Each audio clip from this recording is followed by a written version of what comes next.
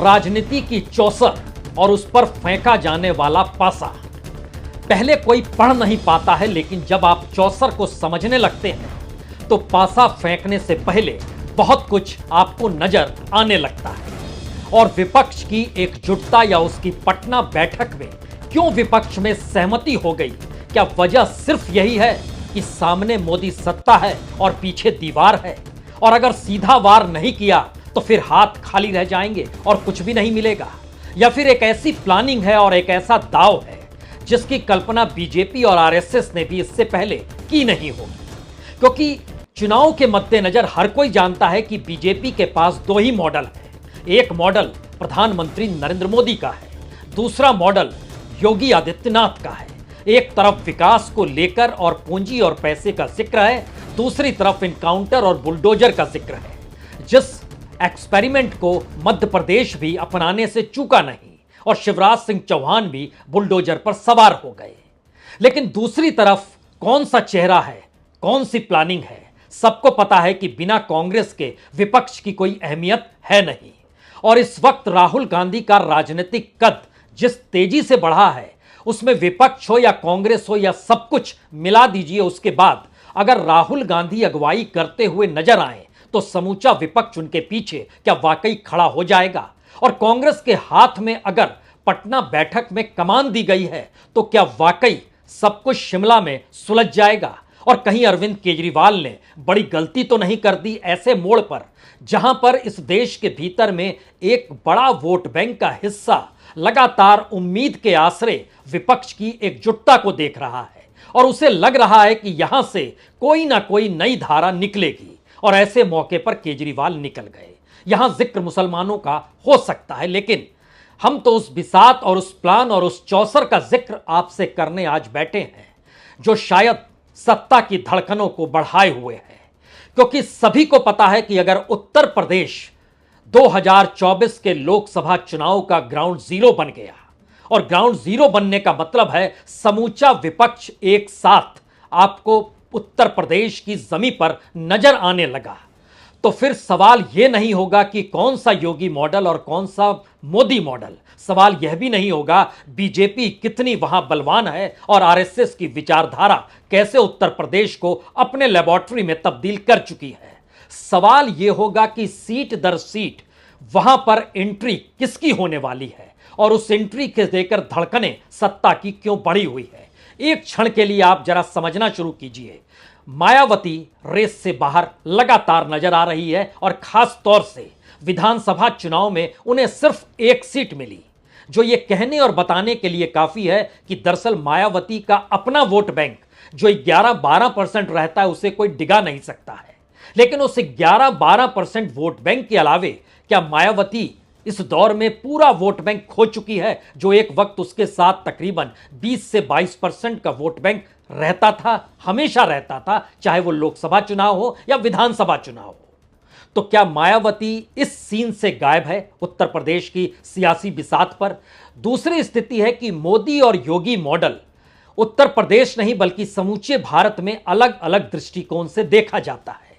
लेकिन झटके में अगर उत्तर प्रदेश ग्राउंड जीरो बन गया, और ग्राउंड जीरो बनने का मतलब 2-3 है, वहां पर कुछ ऐसे उम्मीदवार मैदान में आकर खड़े हो जाएं जो वोट बैंक के लिहाज से यानी मंडल के लिहाज से भी बीजेपी को चुनौती दें और राजनीतिक तौर पर भी चुनौती देते हुए नजर आए।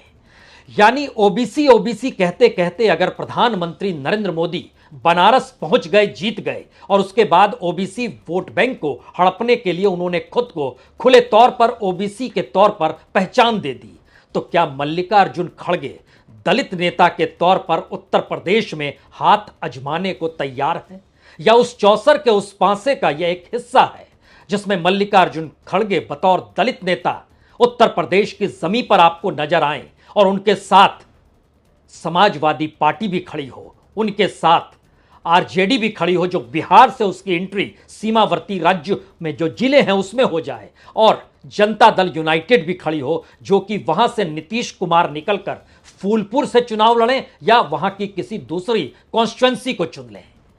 तो क्या नीतीश कुमार और मल्लिकार्जुन खड़गे अगर बड़े चेहरे के तौर पर उत्तर प्रदेश के मैदान में उतर जाते हैं और साथ में समाजवादी पार्टी है, आरएलडी है और कांग्रेस तो उस बिसात को बिछा ही रही है, तो क्या होगा?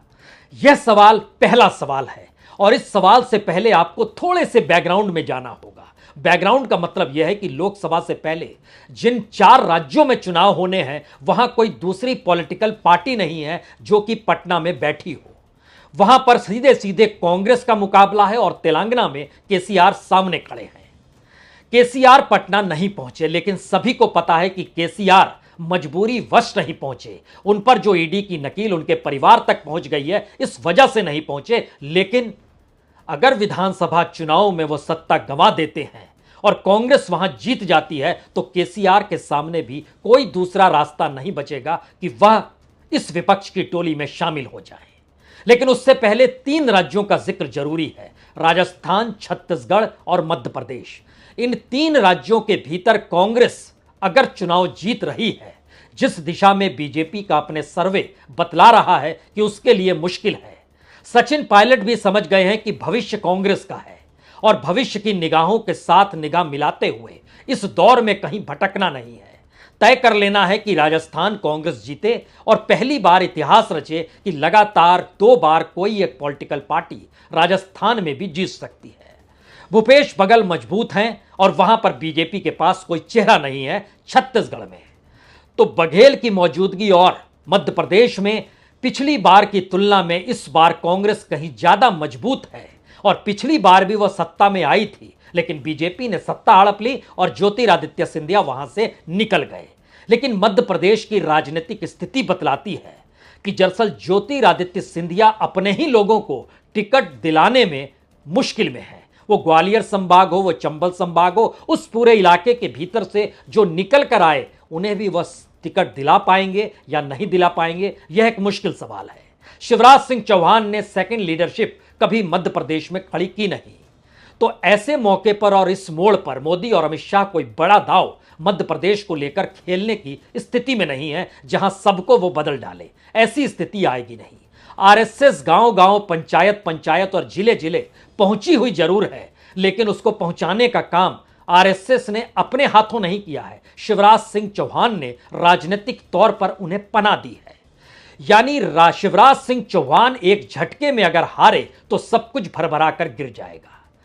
राजस्थान के भीतर अभी भी उहापोह की स्थिति में बीजेपी है, वसुंधरा को आगे करे या ना करे।